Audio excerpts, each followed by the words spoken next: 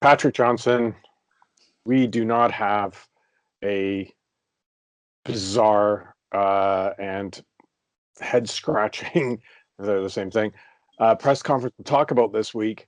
But I am going to ask you, what was your main takeaway from this week for the Canucks? Well, I mean, the sort of terrible spot they remain in, this really mediocre position. I mean, obviously they played well, but I'm hesitant to say that because, I mean, yeah, they did beat the Leafs twice and the Habs once, teams that had made them look really silly early in the year. But a lot of that, of course, is about Thatcher Demko and, and his success, and like papering over problems. Like, it's in the end, as I wrote after the game on Wednesday, was at the end of the day, if you don't have your number one center, it's hard to win. No matter how well people stepping into the role, as say JT Miller did for at least a couple games, did. And that's the reality of this team, is that it's just missing, elements and depth. It's hard to survive losing your best players. There's no doubt about that. But at the end of the day, it's also about having other kind of safety valves in your lineup.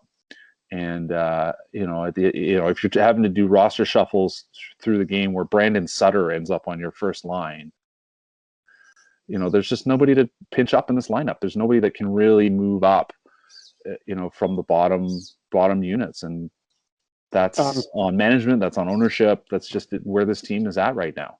Yeah, I chuckled because, again, I've referenced this before in these videos. I've talked to you about it. I remember talking to Jason Botchford 3 years ago, when Pettersson sort of broke out and we saw what a great rookie he was coming into the team. But the fact that it was Jacob Markstrom who, as he was getting better, was covering up in particular the defensive deficiencies. Yeah. And is that what this is? I mean, this team is kind of is what it is, right? I mean, it was impressive that they did what they did without Pettersson, but is there hope for this team to build so they don't have to completely rely on a spectacular goaltending experience to win a game?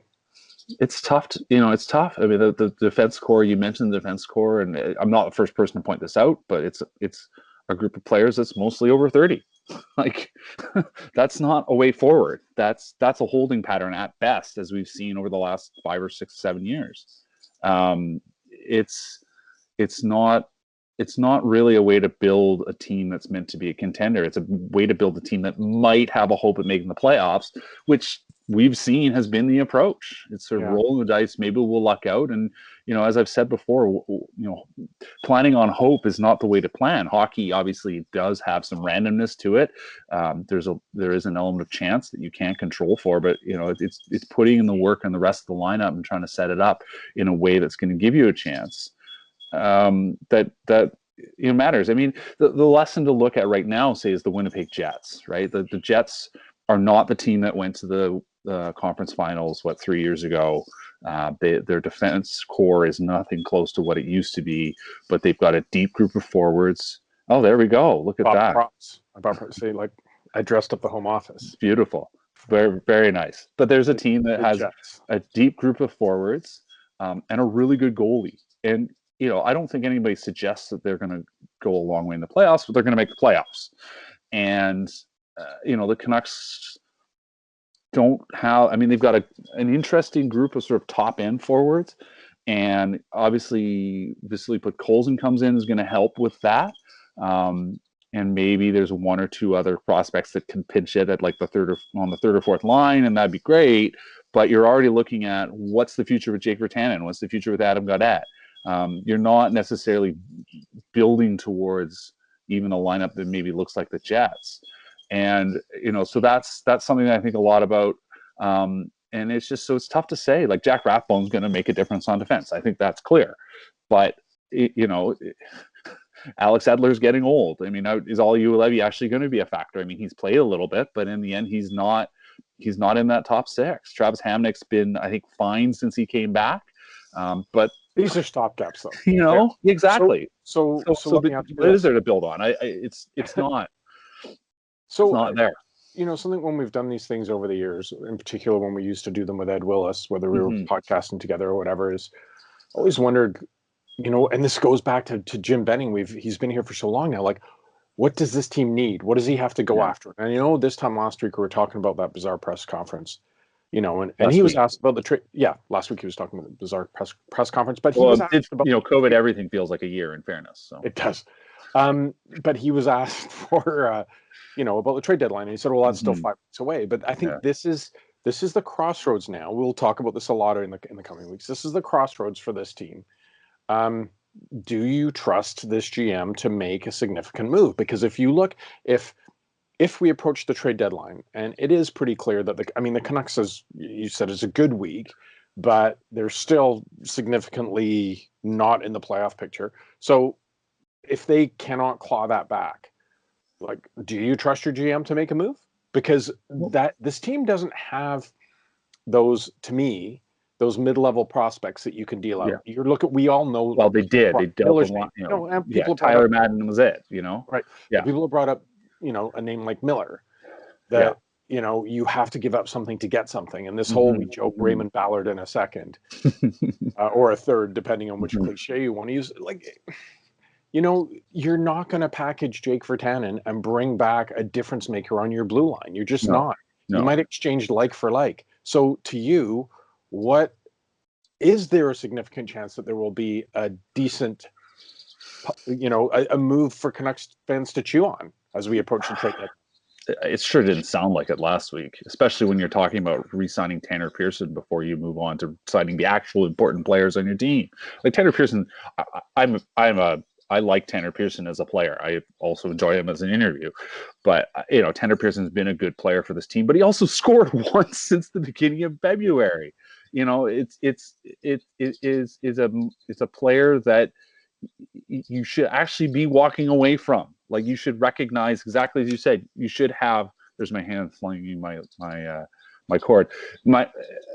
You should be having players coming through the system. Like, this has been the misfire. As good as their top end drafting has been, and there have been a few little nuggets here and there, that the overall picture is that this is not a team that has drafted as well as, say, the Ducks or the Kings, two teams that we see normally would see a lot of, that have done very well in that regard, and the Kings already reaping the benefits of that.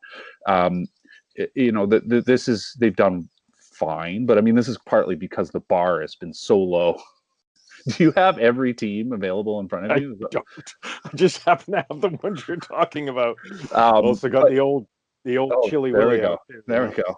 But that's it. In the end, it's like, it's everything's half measures. And in the end, if you look at this team, this under the Aquilinis, they've been the owners of this team. I mean, they bought the team first in 2004.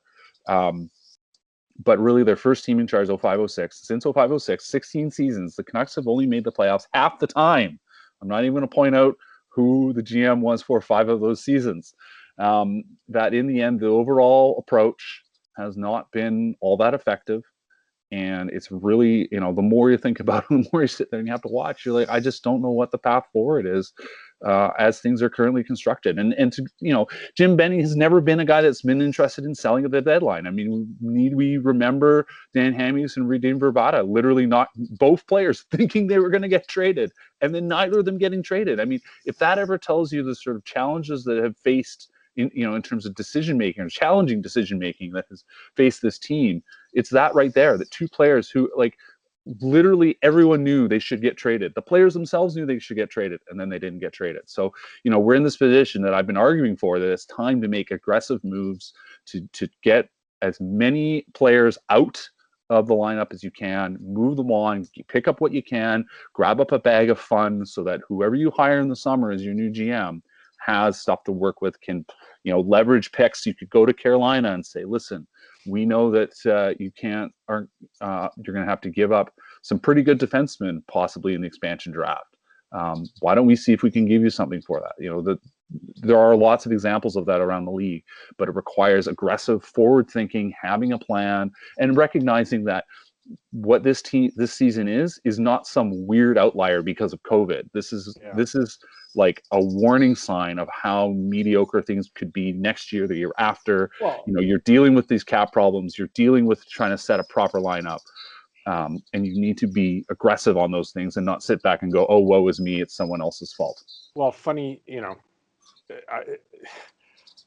when you mention that, it's like, I know that you're coming from a position that you have to hire a new GM, but even if you take Jim Benning at his word last week, and it's 2 more years till we're going to be good, that's exactly what you're talking about. Yeah. Even if Jim Benning was sticking around this plan to go and be super aggressive and add those pieces that in 2 years are going to be supplementary to the stars that you already have. Now, sorry, I have to pick up a prop that fell. Oh no! Weirdly, when you were talking about how bad things were going. So it's your Canucks banner, isn't it? It is. It's geez, the old skate one. That's but the reason that I did this, and there's a lot of dicks in the media, we know that, and especially locally. But they won't give other people credit. But honestly, a buddy of yours, Thomas Drance and The Athletic, I have to give him credit this week. They did this great thing about which franchises fans have suffered more. Oh my God, wasn't that unbelievable? Sabres. And the stat that the Canucks actually have the worst point percentage of any team in the NHL. And I think it's a great comparison. They came into the NHL at the same time. They both just celebrated their 50th anniversaries. Mm-hmm. They've both had very close Stanley Cup brushes, but nothing has come of it. As we're talking about all this stuff with Jim Benning, and we've seen the division, and I'm sure if Twitter was around in the 70s, we would have seen the same division over Jake Milford and Phil Maloney and who you name it. It's just maybe it's more in our face now. But really, like, how bad do you feel for Canuck fans? Like, how have they suffered more than other franchises? And honestly, Patrick, even if you look at not just the 2 franchises, Buffalo and Vancouver, like, what is this team's actual prospects to not just get back to a cup, but win something? I was joking with someone. I mean, I don't even know I was joking. Maybe I'm actually serious. I was saying to someone the other day, you sort of look at sort of where the conversation is. And I can understand there's people who want to just hold on to hope. Maybe this will turn around. Maybe things will be better. Maybe these guys are maybe they're secretly doing a good job. But I found myself thinking, is it just that the sort of, the cynical take, the sort of frustrated fan, you hear from them. But is it possible that their numbers are just dwindling and that we're almost in like a Left Behind, like the Left Behind movies where like the rapture happens, the rapture's happened and we've been left behind. We weren't good enough fans or good enough media or whatever. No, I feel terrible. I as someone who grew up here, you grew up here as well. We've seen a lot of bad hockey in our lives. We've seen some good hockey, and that's the hardest. And that almost is the hardest part. We've had tastes of what it should be. Whether it's 2011, whether it's 94, whether it's 82 in your case, yeah, exactly. I'm just playing to your props at this point. And there have been some sustained success, but in the end, like I sort of said earlier, and you said, Tom did the math. I mean, I remember he told me that, maybe a month ago, and I got so mad when I sat there and thought about it. It's just absolutely infuriating. And then, you sit back and, like I said, you look at sort of the last 15 years of this team, and then, okay, there is a window there where like some things played out. I obviously have said more than once that Mike Gillis deserves credit for what he did. But even if you don't want to give him credit and you want to say, well, that team was, whatever, right, fine. Take those 5 years away. It's 3 playoff years in 11. Yeah. And other than last year, which was the weird COVID year where you're playing teams that are maybe not as motivated as you are, they've made out of the first round twice. Or sorry, they lost. That's one of the things you talk about living. No, that's one of the things, Patrick, you talk about living in this city and dealing with the franchise. They're 3-0 in conference finals. Yeah, right. And of course they've been 4-3 in the Stanley Cup. Yeah. But the idea is they just haven't made they haven't had deep playoff runs to keep people energized. Yeah. And I think it's a bit of this rinse repeat. Hire a GM, maybe have things are looking good, and then no, we're back in the same cycle. Okay, we start again. Right. And now they've gone through the club legend, bringing in, Trevor Linden, and that done ceremoniously. And I mean, honestly, I just don't know where this franchise goes from here. They have a couple of the best pieces that they've had in their history, but 2 pieces is not going to win you a Stanley Cup. We should just stick with the Vancouver Canadians and maybe hope that the Lions, get their stuff together, and because those are teams that have actually won a championship. And otherwise, because I mean, like last night I was watching the Brier, and the BC game went extra long, and because I guess there was an ice anyway, whatever. BC lost. They lost late. My wife looked at me. She says, "Oh, well, they're from here." Like, of course, it never works out. By the way, just because you mentioned it, yes, the Vancouver Whitecaps, 1979 Soccer Bowl champions. I wasn't going to mention them. I wasn't even going to get into that. The Lions, but there you go. My props are paying off. So yeah, a team that's the team that's actually won in my lifetime. But yeah, where's your Canadiens pennant, by the way? I have one somewhere. I don't have a Canadiens box. I mean, I've got the old 1970 Montreal Canadiens beautiful felt pennant. Yeah, if I'd known this was a thing, I would have gotten mine out. Maybe well, I feel like I feel a bit like Carrot Top at this stage. Real quickly, because we've prattled on long enough. But what do you expect out of this next week for the Canucks? Well, they've got Edmonton on Saturday, and the Oilers. I think I noted in this, or I've got in the pregame or my weird game preview, not a series preview, but the one game preview. Yeah. That as much as you want to talk about depth, and depth's some of the story, I suppose, and a pretty good coach. I think Dave Tippett deserves more credit than maybe he's getting.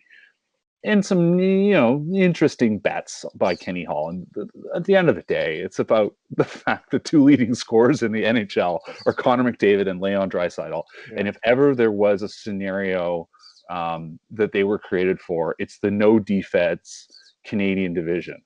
And, the Oilers they're playing on a high. They're just going from strength to strength. Connor McDavid is back to his sort of otherworldly self.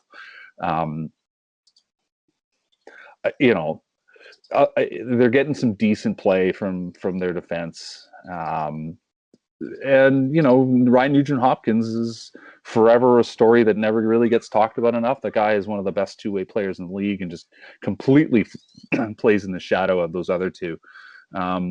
So, the Oilers are going to be the Oilers, and we'll see how the Canucks handle it. I mean, they're not going to have Elias Pettersson again. Likely not available till at least next week, we're told. Maybe, Irf Gaffar was sort of thinking maybe it might be a wrist, which I guess makes sense and tracks a little bit with kind of what Jim Benning said last week on the radio. But we're not really sure. But he's dealing with something. So, then you're going to Ottawa. Ottawa has been playing better, but Ottawa also has been, got annihilated by Edmonton the other night. So, there's 2 wins, you hope. And then they're playing the Habs. And, on the road, the Canucks' road record's terrible. They've really struggled with matchups. And the Habs, I think, are kind of close slowly. Like, they've got their new coach. They've kind of gotten over the changeover. I think that's always a shock. It's not necessarily going to be something that works right away, but Dominique Ducharme is, this is his team now. And, we've seen what Alex Burrows is making work with the power play. I don't think he's been exactly revolutionary, but power play's scoring, and that's what they weren't doing for most of the season under Claude Julien. So, it's going to be a tricky road trip. And it's just, it's actually, what, shout out to Drance again, because he pointed this out to me. So let's think about it this way. You've got 2 teams playing each other this week in the Habs and the Canucks. The Habs were, quote, reeling, and the Canucks were playing better, and they came away with the week the same number of points. Wow. It's quite impressive, Patrick. So if anyone has made it to the end of this video, congratulations to you. We went on a bit longer this week with me showing off props. It'll be a prize. There's a prize if someone can write in and name all the posters Paul shot without going back and watching the video. There's a special prize, which is a virtual high five. Excellent. Great stuff, Patrick. We'll talk to you next week. Take care.